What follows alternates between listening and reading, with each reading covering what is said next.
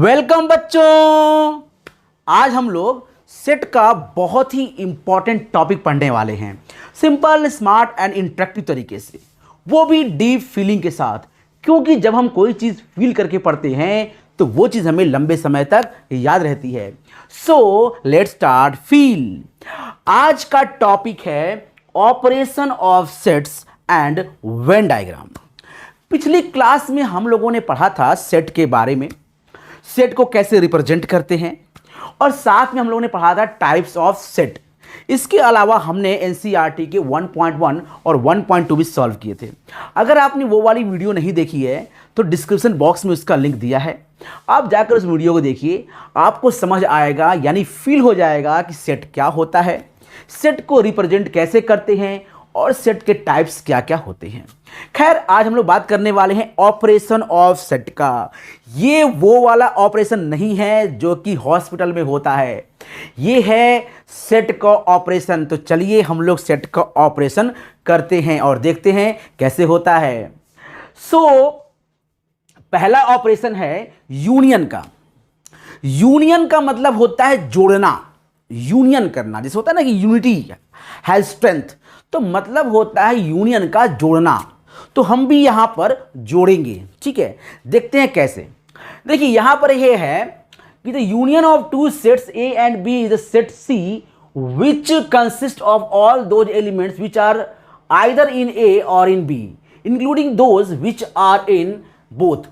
In symbol we write A union B is equal to X such that X element A or X element B. सो इसका मतलब क्या है, इस सब पूरे कहानी का क्या मतलब है। देखिए उस पूरे कहानी का ये मतलब है कि अगर मान लीजिए कि आपके पास कुछ रुपए हैं और आपके फ्रेंड के पास कुछ रुपए हैं और आप चाहते हैं इसका यूनियन करना, तो आप दोनों को सिंपली एक जगह ला दीजिए। जब दोनों एक जगह आ जाएंगे मतलब आपने उनका यूनियन कर दिया है। लेकिन सेट में थोड़ी सी प्रॉब्लम ये है कि जैसे मान लेते हैं कि हमारे पास ए है और हमारे पास ए है यहां पर 1 2 3 4 और 5 और जो बी हमारे पास है वो बी हमारे पास है 3 4 6 8, ऐसा कुछ नंबर है और आपको करना है इसका यूनियन। सो यूनियन का मतलब क्या हुआ कि आपको जो ए और बी के एलिमेंट हैं दोनों को एक साथ एक ही आपको ब्रैकेट में लिखना है। मतलब इन दोनों का एक सेट बनाना है, इसे बोलते हैं यूनियन। यूनियन करना मतलब दोनों को एक साथ एक जगह लेकर आना। सो हम क्या करेंगे, इन दोनों के एलिमेंट को एक जगह लेके आएंगे। लेकिन आपको यह ख्याल रखना है कि कोई भी एलिमेंट रिपीट नहीं होना चाहिए। सो आप एक ही बार उसको रखेंगे। फिर से बताता हूं आपको मैं, यूनियन का मतलब यह है कि दोनों के एलिमेंट को आपको एक ब्रैकेट में रखना है, एक सेट बनाना है दोनों के एलिमेंट को जोड़कर।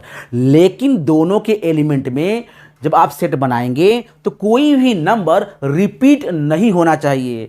तो हम क्या करेंगे, इसको बनाएंगे, लिखेंगे यहां पर ए यूनियन बी और हम इसको रिपीट नहीं करेंगे। सो 1 लिखेंगे, फिर 2 लिखेंगे, 3 दोनों में कॉमन है सो एक ही बार लिखेंगे, 4 भी कॉमन है तो एक ही बार लिखेंगे, फिर यहाँ 5 है, फिर यहाँ 6 है और फिर यहाँ 8 है। तो हमने दोनों के एलिमेंट को एक जगह लिख लिया है, लेकिन हमने कोई भी चीज़ रिपीट नहीं किया है। और आप अच्छी तरह जानते हैं कि सेट में किसी भी एलिमेंट को रिपीट नहीं करते, ठीक है। जैसे कि हमने कहा कि इस सेट में हमारे पास शूज़ है, ठीक है। तो आप ये नहीं कहेंगे इस सेट में हमारे पास शूज है, 2 बार थोड़ा कहेंगे। अगर मान लीजिए अगर किसी शॉप में जाते हैं आप और देखते हैं जिसका शू कलेक्शन, तो यहां पर एक ही बार शू लिखा होता है, जबकि उसमें बहुत सारे शू होते हैं लेकिन लिखा एक ही बार होता है। ऐसा नहीं होता कि शू शू शू शू कलेक्शन, ऐसा तो होता नहीं है। तो उसी तरह हम एक ही बार लिखेंगे, रिपीट नहीं करेंगे, ठीक है। So this is called A union B. चलिए एक एग्जांपल और लेते हैं हम लोग और आपको और अच्छे से समझ में आने वाला है बच्चों, बहुत अच्छे समझ में आएगा आपको। चलिए मैंने ले लिया है यहां पर ए इज इक्वल टू, मैंने ले लिया यहां पर 1 3 5 7, ऐसा कुछ ले लिया मैंने, और बी ले लिया है मैंने 5 7 और 8 और 9। और हमें करना है इसका ए यूनियन बी। और आप अच्छे समझ गए होंगे कि ए यूनियन बी में कौन कौन से एलिमेंट आएंगे। तो पहले ए आ जाएगा, ठीक है, फिर 3 आ जाएगा, 5 दोनों में कॉमन है सो 5 आ जाएगा, 7 कॉमन है 7 आ जाएगा, और फिर 8 आ जाएगा, और फिर 9 आ जाएगा। तो this is called A union B. ये कुछ आपको ऐसा नहीं लग रहा है कि ये एक तरह से एलसीएम ले रहे हैं हम लोग? एलसीएम वाली फीलिंग आ रही है? एलसीएम में भी ऐसे ही करते थे हम लोग, जब मल्टीप्लाई करते थे तो ऐसे ही मल्टीप्लाई करते थे। तो कुछ कुछ एलसीएम वाली फीलिंग आपको आ रही होगी। मैं ये नहीं कह रहा हूं कि union is called LCM, feeling की बात कर रहा हूं, क्योंकि इस चैनल पर मेरा जो मेन थीम है या मेरा प्रिंसिपल है वो है फील। अगर आपको फील नहीं हो रहा है तो पढ़ने का कोई मतलब नहीं, मेरे पढ़ाने का कोई मतलब नहीं। सो फील करना इज वेरी नेसेसरी। सो देखिए यहां पर आप समझ चुके हैं ए यूनियन बी कितना आने वाला है। अच्छा, वेन डायग्राम क्या होता है हम इसको भी देखेंगे और यहां से समझेंगे हम लोग। देखिए वेन डायग्राम में हम लोग इस तरह से एक रेक्टेंगल या स्क्वायर शेप ले लेते हैं और इस स्क्वायर शेप को बोलते हैं यूनियन। ये पूरा यूनिवर्सल सेट, ये जो पूरा ये है, ये जो आप देख रहे हो, ये एक यूनिवर्सल सेट को रिप्रेजेंट करता है। रेक्टेंगल वाला जो रेक्टेंगल वाला पोर्शन है वो एक यूनिवर्सल सेट को रिप्रेजेंट करता है। मतलब आप इसमें जो भी रखने वाले हैं वो इस सेट को बिलोंग करेगा। मतलब आप कह सकते हो कि ये जो यूनिवर्सल सेट है वो किसी नंबर का हो सकता है, किसी थिंग का हो सकता है, किसी प्लैनेट का हो सकता है, किसी भी चीज़ का ये एक यूनिवर्सल सेट हो सकता है। So this is called a universal set, ठीक है।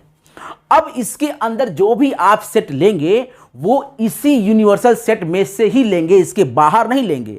सपोज कीजिए कि आपका जो यूनिवर्सल सेट है ये यूनिवर्सल सेट है प्लैनेट्स का, तो अब जो भी आप इसके अंदर सेट लेंगे वो प्लैनेट्स का ही होगा और किसी का नहीं होगा। तो this is called universal set.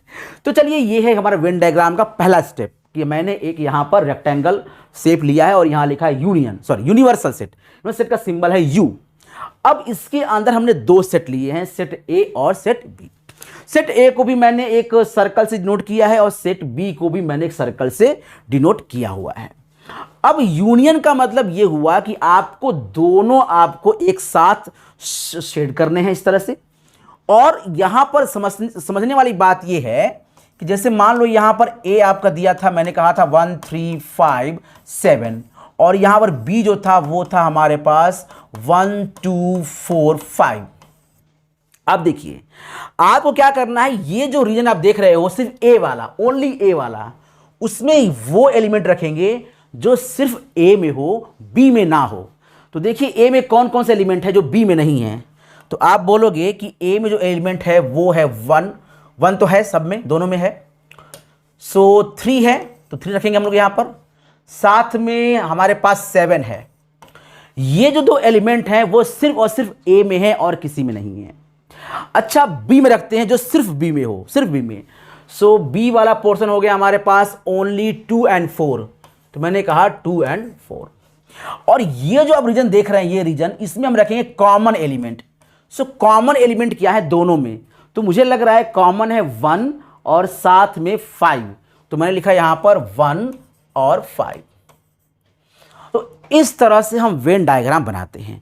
अगर ये कट नहीं करता, मतलब अगर ये दोनों कॉमन नहीं होता, तो आप दोनों को अलग अलग बना देते, मुझे कोई समस्या नहीं है। लेकिन अगर दोनों में कुछ कॉमन है तो आपको इस तरह से कट करना पड़ेगा। कॉमन एलिमेंट जो ए और बी दोनों में है उसको लिखना पड़ेगा बीच में। ए में सिर्फ ए का एलिमेंट और बी में सिर्फ बी का एलिमेंट। और ये समझिए कि ये जो कॉमन एरिया देख रहे हो आप, वो ए का भी है और बी का भी है, इसीलिए इसमें वो एलिमेंट रखेंगे जो ए में भी हो और बी में भी हो। This is called a Venn diagram.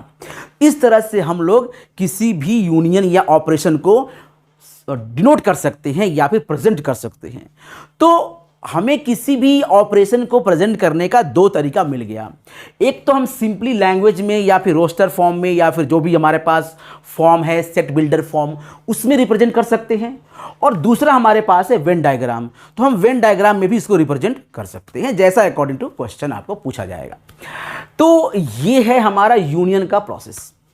Union आप समझ गए होंगे। अच्छा, मान लो कि दोनों में कोई कॉमन ना आए, तो उस केस में हम क्या करेंगे? तो उस केस में हम दोनों को सिंपली ऐड कर देंगे। जैसे ए हमारे पास है 1 2 और बी हमारे पास है 5 6। तो आपको कॉमन नहीं है तो कोई बात नहीं है, कॉमन नहीं है तो आप यूनियन तो कर ही सकते हो। कितना आएगा यूनियन? सो 1 2 5 6, ये आ गया यूनियन। अब आपको क्या करना होगा? इन गोलों को अलग अलग बनाना होगा क्योंकि इसमें कोई कॉमन एलिमेंट नहीं है। तो इस तरह से हम रिप्रेजेंट कर सकते हैं ए यूनियन बी को। अच्छा, हम कर लेते हैं इसका कुछ प्रॉपर्टीज, यानी कि कुछ इसके क्या है प्रॉपर्टी ऑपरेशन का, वो भी हम लोग देख लेते हैं। सो पहली प्रॉपर्टी क्या है? जब आप ए और यूनियन बी करते हो तो आप देखो, जैसे मान लेते हैं हमने कहा 5 + 7, क्या ये 7 + 5 होगा? बिल्कुल होगा। और इसे कहते हैं हम लोग कॉम्युलेटिव लॉ। क्या होता है कॉम्युलेटिव लॉ? कॉम्युलेटिव लॉ होता है a + b = b + a। और यहां देखिए a union b = b union a। मतलब आप अगर मान लो a दिया होगा 1 2 4 और b दिया होगा, सपोज कर लेते हैं 3 5 7। अब देखिए, अगर आप a यूनियन b करेंगे, a यूनियन b, तो कितना आएगा? 1 2 3 4 5 और 7। और अगर आप b यूनियन a करेंगे तो भी आपको यही एलिमेंट मिलने वाला है।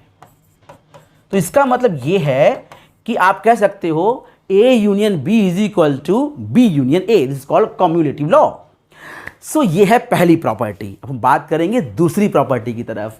सो दूसरी प्रॉपर्टी क्या कहता है? इसी को एक्सटेंड कर देता है कि पहले आप ए यूनियन बी निकालिए, उसके बाद आप सी से निकालिए एक यूनियन। और यहां कहता है कि पहले आप बी यूनियन सी निकालिए और फिर ए के साथ लगाइए यूनियन।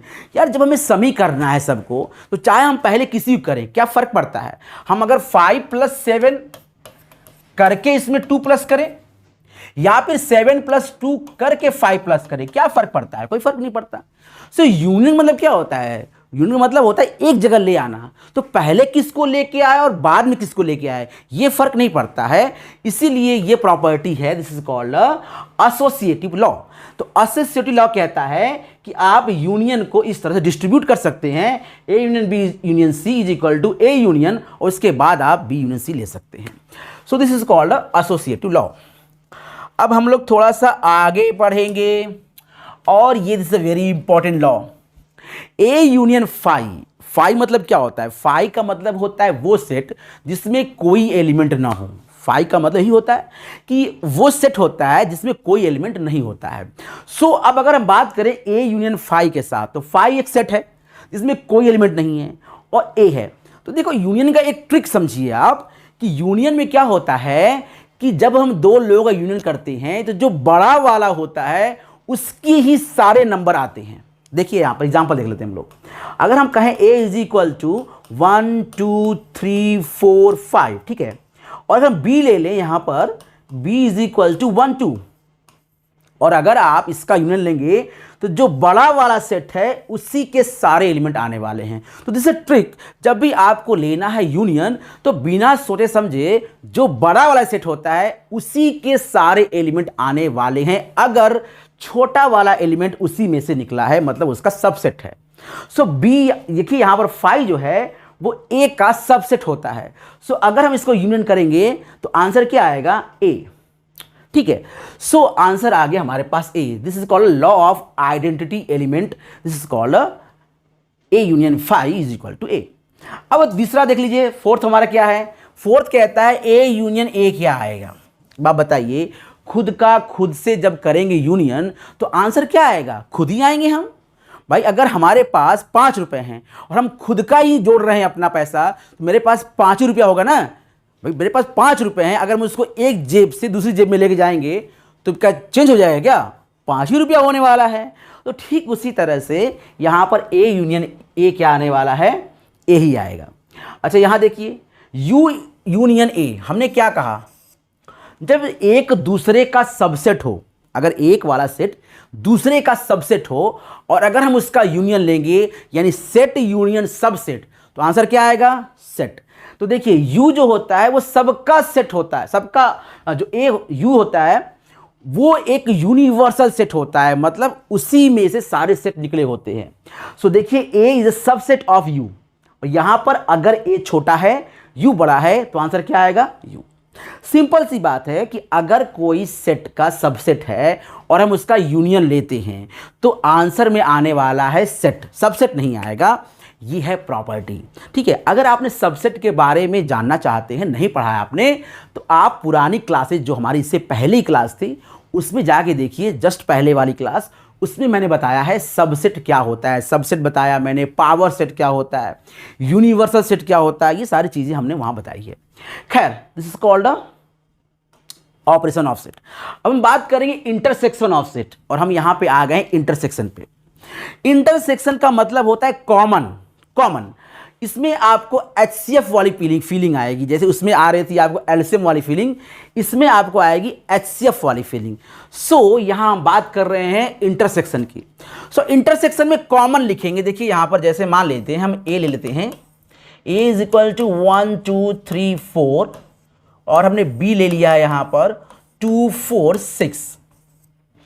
अब क्या करना है आपको, दोनों में कॉमन है वही होगा A इंटरसेक्शन B। कॉमन मतलब जो दोनों में होगा।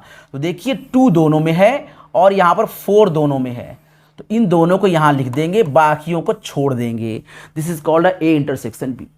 अब अगर हम इसका वेन डायग्राम बनाना चाहते हैं तो कैसे बनाएंगे इसका वेन डायग्राम? देखिए A के एलिमेंट A में लिखेंगे, B का एलिमेंट B में लिखेंगे, और जो कॉमन होगा उसको लिखेंगे हम लोग बीच में।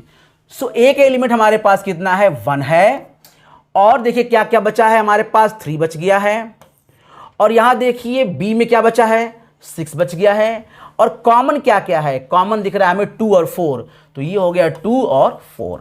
तो इस तरह से हम इसको समझ सकते हैं। तो फिर से समझिए इसको, जो A में है, सिर्फ A में, प्योर A में, वो हम सिर्फ A वाले पार्ट में लिखेंगे। जो B है सिर्फ B में, प्योर B में, वो B में लिखेंगे, और जो A और B दोनों में कॉमन है उसको लिखेंगे साझे वाले रीजन में, क्योंकि ये कॉमन रीजन है, ठीक है।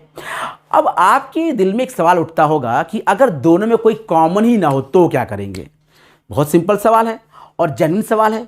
देखिए हम मान लेते हैं दोनों में कोई कॉमन ही नहीं है, तो क्या होने वाला है? A इज इक्वल टू, मैंने मान लिया 1 3 5 7 इज कॉल्ड ऑड नंबर, ठीक है, और B मान लिया मैंने यहां पर 2 4 6 8 कॉल्ड इवन नंबर। और अब बताएंगे अगर हम A इंटरसेक्शन B, तो आप भी समझ सकते हैं कि यहां पर तो कोई नंबर नहीं आएगा, तो कॉमन तो है ही नहीं। तो उस समय हम क्या करने वाले हैं? तो उस समय हम करेंगे दोनों का इंटरसेक्शन, तो आंसर आएगा 5, क्योंकि कोई नंबर ही नहीं है। तो मैंने कहा A इंटरसेक्शन 5, कोई नंबर नहीं आता, तो मैंने कहा A में जो कोई एलिमेंट होगा वो होगा 5। सो A इंटरसेक्शन B 5 आएगा। 5 एक एलिमेंट है, इसीलिए हम लोग इसको डब्बे में रख रहे हैं, ठीक है। अच्छा, अब हम लोग बात करेंगे यहां पर, इस पे दिखाएंगे। सो देखिए यहां पर हम दोनों को अलग अलग बनाना पड़ेगा, क्योंकि इसमें कोई इंटरसेक्शन है ही नहीं। तो वही वाला बात हो गई, दोनों को अलग अलग बनाइए और A का A में लिखिए, B का B में लिखिए, क्योंकि कोई इंटरसेक्शन है ही नहीं। जब इंटरसेक्शन नहीं होता है तो आपको इसको अलग अलग बनाना होता है, और जब इंटरसेक्शन होता है मतलब कॉमन होता है, तो आपको इस तरह से कॉमन रीजन बनाना पड़ता है। So this is very simple. Union और इंटरसेक्शन का कॉन्सेप्ट आपको समझ में आ रहा होगा। यूनियन का मतलब होता है एक तरह से एलसीएम, आपको सारे नंबर लिखने होते हैं जोड़कर एक ही सेट में, लेकिन रिपीट नहीं करना होता है। ठीक उसी तरह से अगर हम बात करें इंटरसेक्शन की, तो उसमें भी आपको करना होता है, कॉमन रीजन निकालना होता है जो दोनों में हो, जस्ट लाइक एचसीएफ। तो हम बात कर सकते हैं कि यूनियन जस्ट लाइक एलसीएम और इंटरसेक्शन जस्ट लाइक एचसीएफ। तो इस तरह से हम लोग निकाल सकते हैं। तो मुझे लग रहा है कि आप लोग समझ में आ रहा होगा। और फिर भी अगर कोई समस्या हो तो यार कमेंट बॉक्स में ज़रूर लिखना, क्योंकि कमेंट बॉक्स इसीलिए बनाया जाता है कि आप अपनी कंप्लेन लिख सकें। अगर आपको अच्छा लग रहा हो तो आप थोड़ी बहुत तारीफ़ कर सकते हैं, सुन के अच्छा लगेगा, हम भी मोटिवेट होंगे। वैसे मैं तो हमेशा मोटिवेट रहता हूं, लेकिन आपके कमेंट से मैं थोड़ा और मोटिवेट हो जाऊंगा। और अगर कोई प्रॉब्लम हो रही हो तो भी आप लिखिए, क्योंकि हम सुधारेंगे। क्योंकि इंसान गलतियों का पुतला है और हम इंसान अपने आप को मानते हैं, तो हमारी गलती हो रही होगी, मुझे पता है। और अगर कोई गलती हो रही होगी तो मुझे ज़रूर डेफिनेटली सुधारेंगे। सो आपका कमेंट हमारे लिए बहुत ज़रूरी है। चलिए बात करते हैं हम लोग यहाँ पर अब अगर मान लेते हैं कि हमारे पास 3 सेट हों, ठीक है, और इनका निकालना हो इंटरसेक्शन, तो कैसे निकालेंगे? देखिए एग्जाम्पल लेते हैं। सो हम मान लेते हैं ए इज इक्वल टू हमारे पास है 1 2 3 4 5 6 ऐसा कुछ मान लिया मैंने, ठीक है। और बी हमने मान लिया यहां पर, जो दोनों में कॉमन होगा तो हमने मान लिया यहां पर बी हो गया 3 6 और 9। और जो सी हमने मान लिया है, सी मान लिया मैंने यहां पर 2 4 6 ऐसा कुछ हमने मान लिया है, ठीक है।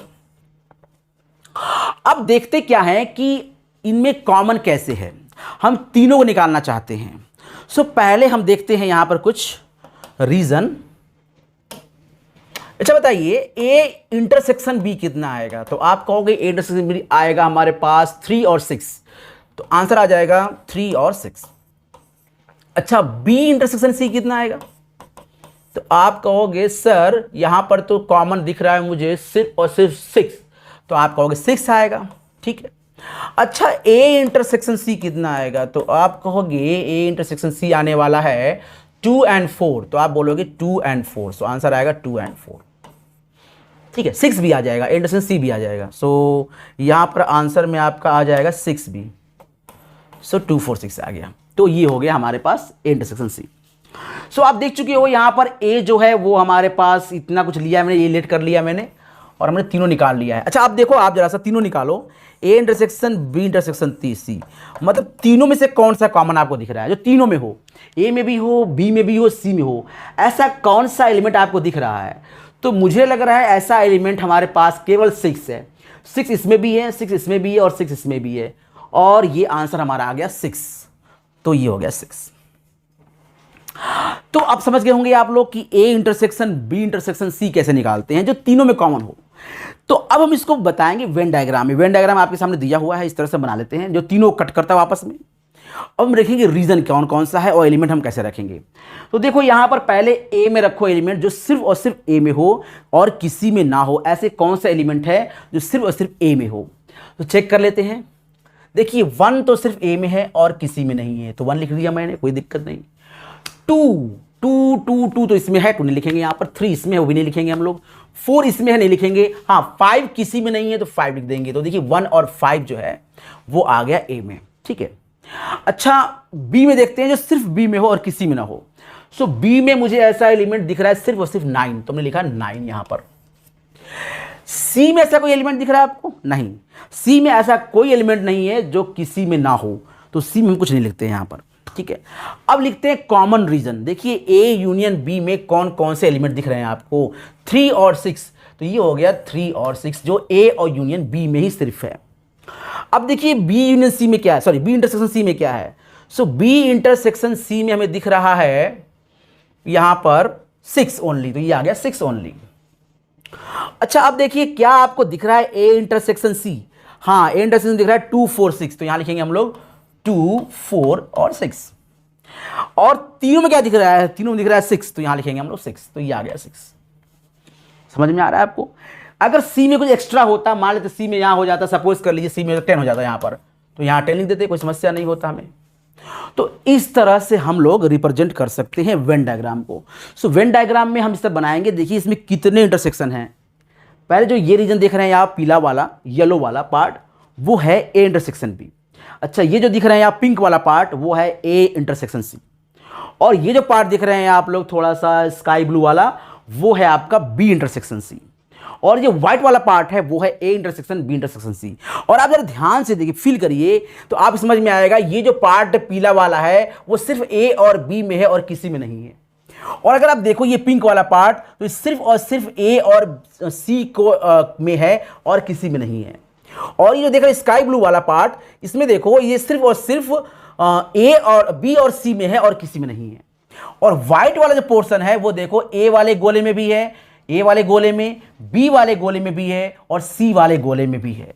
तो इस तरह से आप इन सारे को सर्कल को पार्ट में डिवाइड कर सकते हैं और वेन डायग्राम बना सकते हैं। चलिए बात करते हैं कुछ प्रॉपर्टीज़ की। अगर हमने पढ़ा है तो इसके प्रॉपर्टीज़ भी पढ़ेंगे कि जैसे यूनियन के प्रॉपर्टीज़ थे वैसे ही इंटरसेक्शन की प्रॉपर्टी होंगे।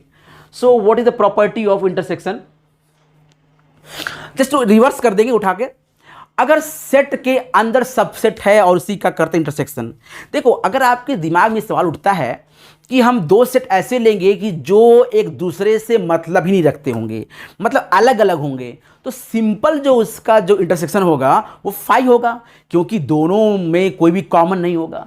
तो अब हम बात करेंगे सबसेट का। अगर ए में से बी निकला है, ठीक है, तो जो सबसेट होगा वही होगा हमारा आंसर इंटरसेक्शन का।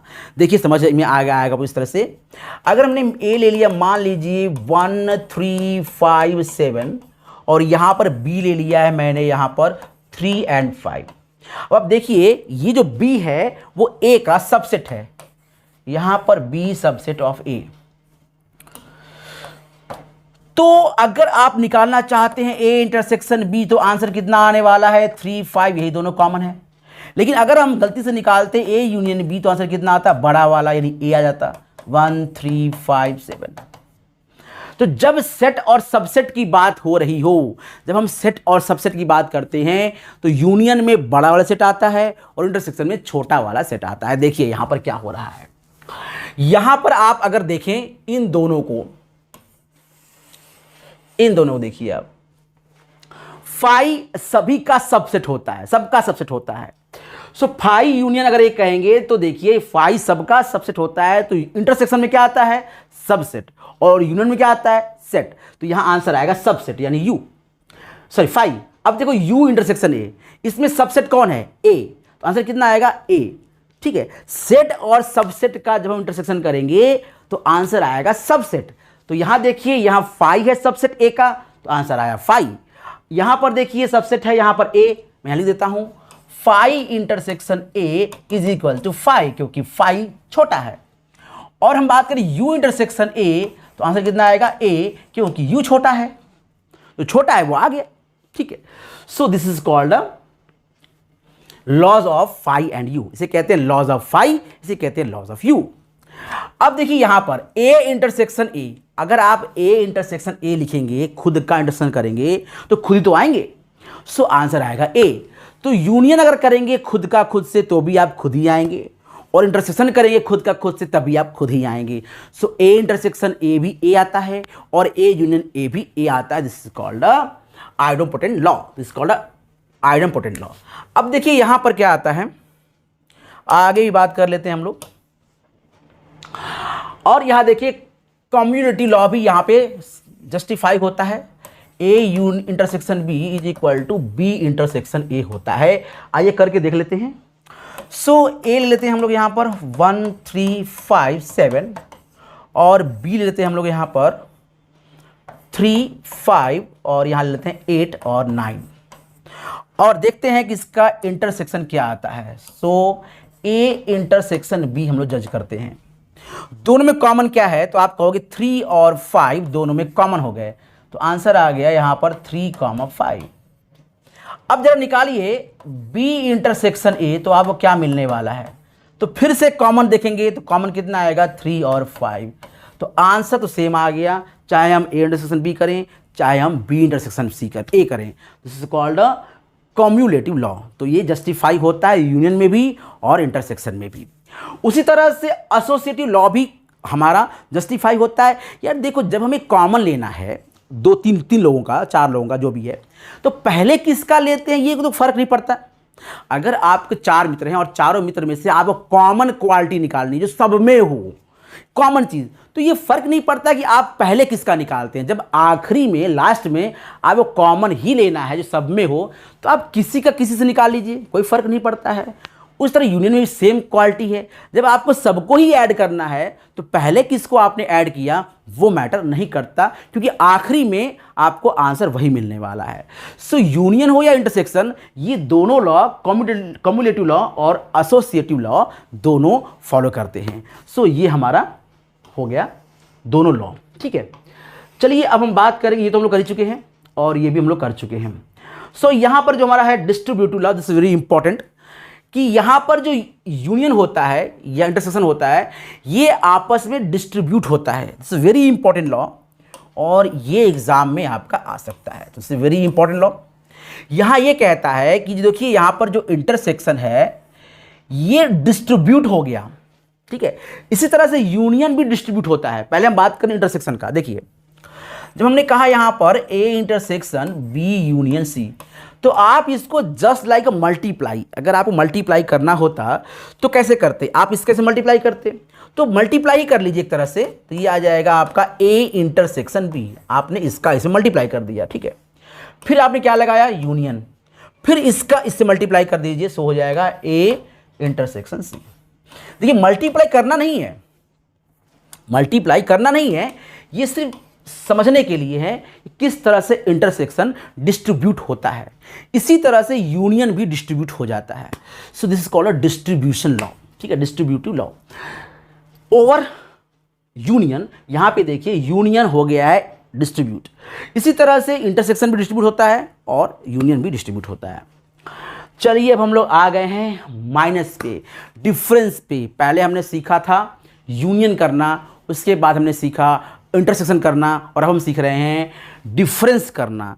ए और बी में डिफरेंस, तो बहुत सिंपल सी बात है। यहाँ पर देखिए, यहाँ पर अगर आप ए में से बी निकाल रहे हो, सो मतलब ए माइनस बी निकाल रहे हो, तो आपको क्या करना है, आपको ए को पकड़ के रखना है एकदम ज़बरदस्त तरीके से। आपको ए को पकड़ के रखना है और वो सारे एलिमेंट लिखने हैं जो सिर्फ और सिर्फ ए में हो, बी में ना हो। तो आप ए में से बी के एलिमेंट गायब कर दोगे, जितने बी के एलिमेंट है उसको निकाल के गायब कर दो, आपको ए माइनस बी मिल जाएगा।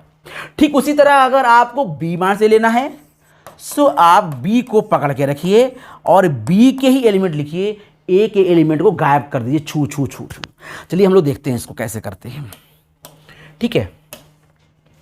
एग्जाम्पल लिया मैंने, ए इज इक्वल टू 1 2 3 4 5, ठीक है, और बी ले लिया मैंने यहां पर 1 3 5, ऐसा मैंने ले लिया है यहां पर। अब हमें निकालना है ए माइनस बी, तो निकालते हैं पहले ए माइनस बी। सो ए में से चुन चुन कर बी को बाहर निकालेंगे, सिंपल। ए में से जो बी के एलिमेंट है उन्हें चुन चुन कर मारेंगे, मतलब बाहर निकाल के गेट आउट कर देंगे। तो देखते हैं क्या करते हैं। तो 1 जो है वो बी में है, तो 1 को करेंगे गेट आउट, भाग जाओ यहां से, ए माइनस बी में से तुम नहीं आने वाले हो। सो ए माइनस बी में ये 1 नहीं आएगा क्योंकि बी में भी है, बी में जो है वो ए माइनस बी में नहीं रहेगा, सिंपल बात है। 2, हाँ 2 है, 2 ठीक है, कोई समस्या नहीं है। 3, फिर से 3 बी में है, तो हम 3 नहीं लिखेंगे क्योंकि वो बी में है, हम बी वाला एलिमेंट नहीं चाहते, तो नहीं लिखेंगे। 4, हाँ बिल्कुल 4 है। 5, नहीं नहीं नहीं, 5 बी में है, तो ये हो गया हमारा ए माइनस बी। तो इस तरह से निकालेंगे हम लोग ए माइनस बी। अगर आप उल्टा निकालना चाहते हो, मान लीजिए निकालना चाहते हो बी माइनस ए, तो बी में से जब ए के एलिमेंट निकालोगे तो सारे निकल जाएंगे। 1 भी है, 3 भी है, 5 भी है, तो क्या आंसर आएगा, 5 आ गया। मतलब ए माइनस बी माइनस ए में कुछ नहीं होगा, ठीक है। ठीक उसी तरह से हम लोग निकालेंगे नेक्स्ट क्वेश्चन, और ये हो गया हमारे पास, मान लेते हैं इसको हम लोग करते हैं थोड़ा सा डिलीट। देखिए अब हम मान लेते हैं ए इज इक्वल टू हमारे पास है 1 2 3 4 5 6, ठीक है, और जो बी हमारे पास है वो हमारे पास होने वाला है यहाँ पर, सपोज कर लेते हैं 4 5 6 7 8, और अब आपको निकालना है ए माइनस बी। कैसे निकालेंगे ए माइनस बी, तो जो बी का एलिमेंट है वो गायब करना ए में से, सिंपल बात है। बी के जो एलिमेंट है वो ए में से गायब करना चुन चुन के। तो चलो 1 तो है, ये नहीं समस्या है, 2 भी है, 3 भी है, लेकिन 4 इसमें है, तो 4 को करेंगे गेट आउट, बाहर। 4 नहीं लिखेंगे यहाँ पर, 5 भी नहीं लिखेंगे हम लोग यहाँ पर, 6 भी नहीं लिखेंगे क्योंकि 4 5 6 बी में है, तो इन्हें करेंगे हम गेट आउट। तो बस यही हो गया हमारे पास ए माइनस बी, क्योंकि अब 4 5 6 तो बी में है जो हम नहीं चाहते हैं। अब बात करेंगे अगर बी माइनस ए का, तो क्या आंसर आने वाला है, मतलब जो बी में हो और ए में ना हो, तो बी में से हम ए के एलिमेंट को कर देंगे गेट आउट, यानी बाहर। सो देखते हैं, बी में से ए का एलिमेंट बाहर करेंगे तो क्या आएगा, ये आ जाएगा हमारे पास 4 5 6, तो गेट आउट कर देंगे, बच जाएगा हमारे पास 7 और 8। तो इस तरह से बी माइनस ए भी हम लोग कर सकते हैं। सो ए माइनस बी और बी माइनस ए निकालने का सिंपल तरीका ही होता है कि अगर आप ए माइनस बी निकालते हो तो बी के एलिमेंट को गायब करो, और अगर आप निकालते हो बी माइनस ए तो ए के एलिमेंट को गायब करो। और यहाँ देखो वेन डायग्राम क्या कहता है। ये a माइनस बी में से हमने क्या किया, b को गायब कर दिया। तो ये जो b का एलिमेंट था इसको मैंने गायब कर दिया, क्योंकि ये b में भी था और मुझे ये वाला एलिमेंट नहीं चाहिए था, इसलिए मैंने सिंपल सिर्फ प्योर a को यहाँ पर किया है कलर। तो यहाँ पे प्योर वाली बात आ गई, डिफरेंस में प्योर वाली बात। a माइनस बी मतलब प्योर a में, जो सिर्फ a में हो और किसी में ना हो, यूनिक कहते हैं जिसको हम लोग, जिसको मतलब कि इसे किसी में ना हो उसे कहते हैं प्योर। तो यहाँ पर a माइनस बी में प्योर a, और अगर हम लिखते हैं b माइनस a तो मतलब क्या होता, प्योर b, जो सिर्फ b में होता, a में नहीं होता। तो चलिए डिफरेंस कर चुके हैं हम लोग, एंड हम जो आ चुके हैं अपने आखिरी पड़ाव पर, और ये हमारा आखिरी पड़ाव है डिसजॉइंट सेट। डिसजॉइंट सेट का मतलब क्या होता है, जो कि ज्वाइंट ना हो, अलग अलग हो, दोनों में अलग अलग एलिमेंट हो, उसे बोलते हैं डिसजॉइंट सेट। आप एग्जांपल देख सकते हो, a इज इक्वल टू मान लिया 1 2 3 4 5 और b स्टार्ट कर लीजिए आप यहाँ से 6 7 8 9, और आप देख रहे होंगे दोनों सेट हैं डिसजॉइंट। और लेते एग्जांपल एक, a इज इक्वल टू हमने ले लिया यहाँ 1 3 5 7 9 और b ले लीजिए यहाँ पर 2 4 6 8, मतलब ये हो गया ऑड नंबर और ये हो गया इवन नंबर, और ये दोनों सेट क्या हो जाएंगे, डिसजॉइंट सेट, क्योंकि दोनों आपस में मैच नहीं करेंगे। इसी तरह आप कोई भी सेट बना सकते हो जो डिसजॉइंट हो, मुझे कोई समस्या नहीं है। देखिए ये है डिसजॉइंट सेट। अब यहाँ पे आप देख सकते हो, अगर आप a माइनस बी निकालोगे तो सिर्फ और सिर्फ a ही आएगा, क्योंकि उसमें b है ही नहीं, और b माइनस a में पूरा b आ जाएगा क्योंकि उसमें a है ही नहीं। सो यहाँ पर a माइनस a पूरा a आएगा, तो हम लिख सकते हैं यहाँ पर a minus b is equal to a, उसी तरह b minus a is equal to b, complete b, क्योंकि इसमें कोई भी इंटरसेक्शन नहीं है, कोई भी ज्वाइंट नहीं है। ये है डिसज्वाइंट, मतलब कोई भी ज्वाइंट नहीं है, दोनों अलग अलग हैं, इसका ऑर्डर डिसज्वाइंट सेट। तो हमने आज क्या पढ़ा, हम लोगों ने आज पढ़ा है यूनियन ऑफ सेट, उसके हमने डेफिनेशन पढ़े, और हमने पढ़ा यूनियन ऑफ सेट कैसे रिप्रेजेंट करते हैं वेन डायग्राम के through. Property of union of set पढ़ा हम लोगों ने, फिर हमने पढ़ा डिफरेंस ऑफ सेट और इसके प्रॉपर्टी पढ़े, वेन डायग्राम पढ़ा हमने, और उसके बाद हमने पढ़ा यहाँ पर डिसजॉइंट सेट। और डिसजॉइंट सेट में हमने क्या देखा, जो दोनों अलग अलग हो इसका डिसजॉइंट सेट। और हमने पढ़ा था एक डिफरेंस ऑफ सेट, जिसमें हमने देखा था कि a माइनस बी को कैसे रिप्रेजेंट करते हैं। सो आज की क्लास आपको कैसी लगी, अगर अच्छी लगी हो तो कमेंट करिए, आपका कमेंट हमारे लिए बहुत ज़रूरी है। अच्छा लगा हो या कोई प्रॉब्लम हुई हो, दोनों लिखिए, क्योंकि दोनों हमारे लिए बहुत ही इम्पॉर्टेंट है। और हम लोग मिलेंगे नेक्स्ट क्लास में, आज क्लास में इतना ही।